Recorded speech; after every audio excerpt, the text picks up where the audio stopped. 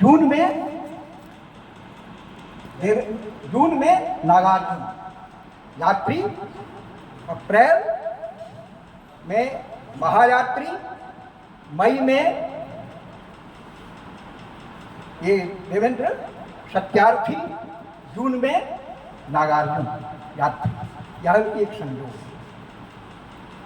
आप नहीं जानते कि आपने जिसको यहाँ खड़ा किया है बोलने के लिए राहुल सांकृत्यायन पर, आप नहीं जानते, कोई नहीं जानता।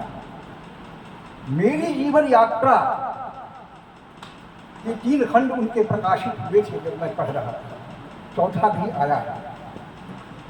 मेरी जीवन यात्रा का प्रथम खंड जिसने पढ़ा है, अभी परसागढ़ की बात कही थी कृष्णकांत जी ने, इनके भी नाम से केदारनाथ नाम था, रामोदार दास नाम था, फिर राहुल सांकृत्यायन नाम हुआ।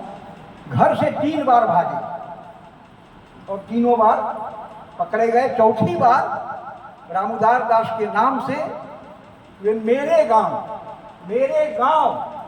मेरी जीवन यात्रा पढ़िए, उसके प्रथम खंड में आपको मिलेगा। ये भी अद्भुत संयोग है, आप नहीं जानते।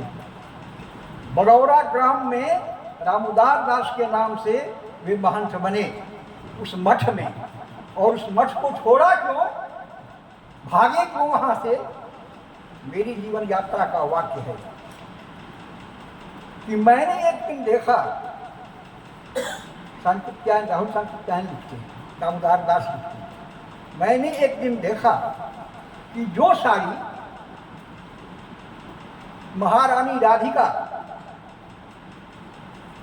के सौंदर्य का वर्धन कर रही थी प्रतिमा के रूप में, वह साड़ी महंत जी की परिचारिका के सौंदर्य का वर्धन कर रही है। और वहां से रामोदार दास परसागढ़ मेरे गांव से लगभग 6 किलोमीटर पर है, बहुत प्रसिद्ध गांव है अपने समय का। तो यह देखिए अद्भुत संयोग है कि राहुल सांकृत्यायन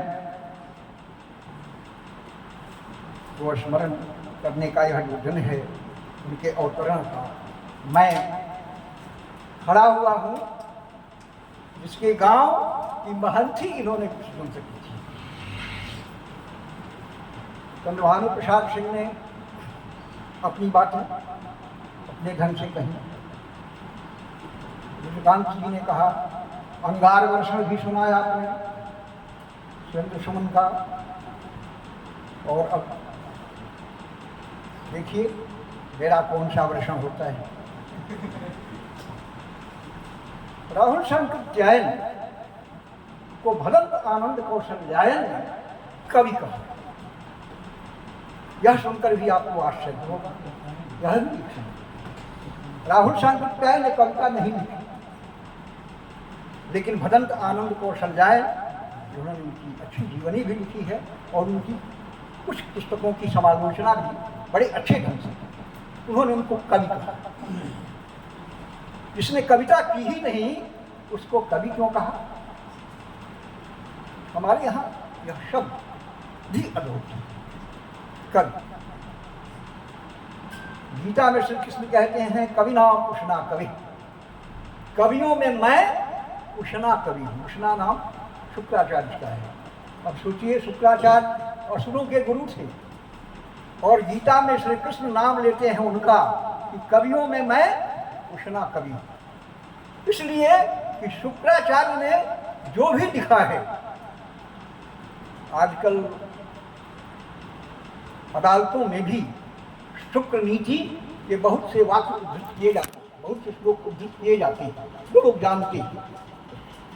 तो नीतिगत बातें कहने वाला ही कवि हो सकता है। बहुत सारी बातें आप लोगों ने सुनी हैं, राहुल सांकृत्यायन के जीवन में जो नीतियां आई हैं, जो विशेषताएं आई हैं। राहुल सांकृत्यायन ऐसे कवि थे जिसको कल्पनाशील कवि कहा जाता है। कवि कल्पनाशील होता ही है, इसमें कोई शक नहीं। लेकिन राहुल सांकृत्यायन की जो कल्पना थी वह ऐसी कल्पना थी जिसमें सब्जेक्टिविटी कम होती है, और ऑब्जेक्टिविटी अनुभूति। ऑब्जेक्टिविटी अर्थात वस्तु का आकलन अपनी दृष्टि से जो देखता है वही सच्चा कवि है। और इसीलिए कविर मनीषी परिभू स्वयंभू कहा गया। राहुल सांकृत्यायन के संबंध में एक और बात जानिए। 2024 में हम उनकी बात कर रहे हैं आज, और उनकी एक किताब है, मुश्किल से 30-35 पृष्ठों की वह किताब है, 22वीं सदी। रवि चक्रधार बात है ना, 22वीं सदी, हम 21वीं सदी में आ रहे हैं। और वह किताब शुरू होती है 1924 से, 2024, और फिर 2124, 22वीं सदी की बात है। जितनी बातें कही गई हैं वो सारी बातें उसमें हैं, उन 35-36 पृष्ठ की उस पुस्तक में। क्या कल्पना करते हैं सांकृत्यायन जी उसमें? विश्व राष्ट्रवाद। आज राष्ट्रवाद का आख्यान हो रहा है ना, विश्व राष्ट्रवाद। एक व्यक्ति नींद से जगता है, 200 वर्षों के बाद जगता है, उसका नाम विश्वबंधु होता है। और जब वो अपनी गुफा से निकलकर आता है तो बहुत सारी चीजें उसे बदली हुई दिखती है, सब कुछ बदला हुआ दिखता है। भाषा की बात आई थी, राहुल सांकृत्यायन ने उस पुस्तक में लिखा है।